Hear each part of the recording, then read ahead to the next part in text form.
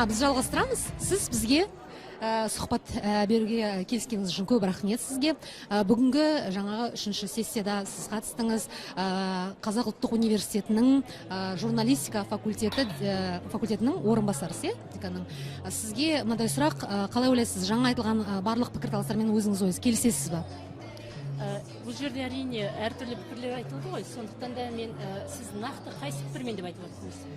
Нақты пікір болғанда жаңа айтты, мысалы факультетте 7 жыл 5 жылдың оқудың қажеті жоқ деп, сол пікірге қалай қарайсыз? Бұл өте жақсы сұрақ, себебі жаңа айттым ғой, Әлішер бізде сабақ берді, біледі біздің аудиторияны.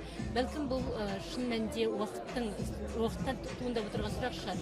Бірақ 7 жыл оқудың қажеті жоқ, 4 жыл оқу қажет. Себебі неге? Бұны әлемде осыны жаңағыдай мойындап отыр. Тіптен Стэнфорд университетінің профессорлары айтқан екен, егер біз интеллектті, нағыз ұлттың жаңағыдай азаматын тәрбиелегіміз келсе, жан-жақты білімді, онда ол міндетті түрде университет бітіру керек деген. Біздің барлығымыз 7 жыл оқыған жоқпыз. Мен де журналистика факультетін 4 жылда тәмамдап бітіргенмін. Неге 7 жыл қайдан пайда болған ақпарат? Енді ол жағын өзіне сұрау керек шығар спикердің. Бірақ жалпы негізінде бізде қазір мынандай пікір бар. 4 жыл емес, жаңағыдай бір курсты бітіре сал, қандай да бір халықаралық ұйымның курсын бітіре салыңыз да, сосын барып сіз журналистсіз деп. Сіз 4 жыл бойы оқыған дүниені сізге 4 айда үйретіп беруі мүмкін деген сияқты. Бірақ бұл дұрыс емес пікір. Жаңа мен айтып отырмын, себебі 4 ай оқыған студент емес, 4 ай оқыған, ол жай шеберханада үйренген дүние. Ол мәселен жаңағыдай факт-чекті үйрену мүмкін, немесе қандай да экология бір қысқа ғана дүниені үйрену мүмкін, немесе жаңа технологияны үйрену мүмкін. Бірақ бір бағытта. Бір бағытта ғана. Бірақ фундаменталды білім алу үшін ол міндетті түрде университет қабырғасын бітіру керек. Бұл менің ғана пікірім емес, бұл әлем мойындаған пікір. Колумбия университетінде де 4 жылдық білім беру бар, немесе қазіргі кездегі айтып отырғанда журналистика саласындағы ең үздік деген Европа елдерде де. Яғни 4 жылда не оқытады дегенде, бұл міндетті түрде журналистика ғана емес, жалпы тұлғаны тәрбиелеп шығарады. Дұрыс айтасыз. Ал осы жылдары, мәселен, былай алайық, 10 жыл бұрынғы білім бағдарламасы қазіргі бағдарламамен тепе-теңдес пе, әлі де өзгерістер бар ма?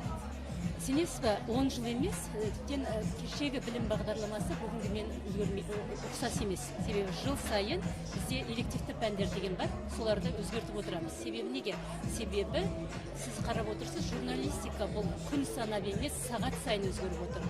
Мысалға біз кеше ойбай интернет журналистикадан айтатын болсақ, қазір бұл интернет журналистикадан жай ғана ортақ бір шатыр болып қалды. Оның ішінде интернет журналистиканың әртүрлі салалары пайда болды, иә?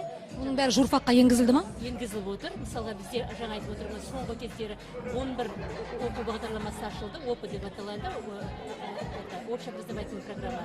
Соның ішінде дата журналистика, бұл өте маңызды. Сосын креативный индустрия деген бар. Бұл өте жақсы дүние, оның ішіне барлығы кіреді.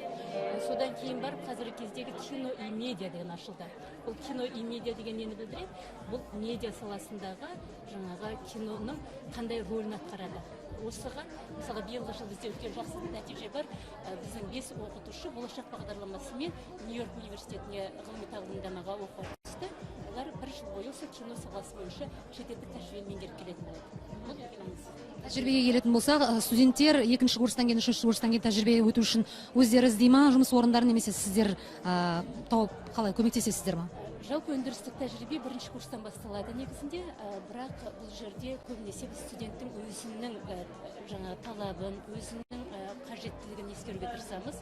Себебі, мысалға қараңыз, егер сіз телевидениені ұнатып тұрсаңыз, мен сізге айтпаймын ғой, барда онлайн газетке бар жұмыс істеді. Сондықтан да бұл жағынан бізде жұмыс берушілермен жыл сайын келісім шарттар жасалады. Сол келісім шарттардың негізінде, мысалға сіз айтасыз, мен осы жаңағыдай онлайн газеттен оқығым келеді, соларға жіберетін боламыз. Яғни бұл жерде ең маңызды студенттің өзінің бейімділігі. Соған назар аударылады. Сұхбатыңызға көп-көп рахмет сізге. Рахмет.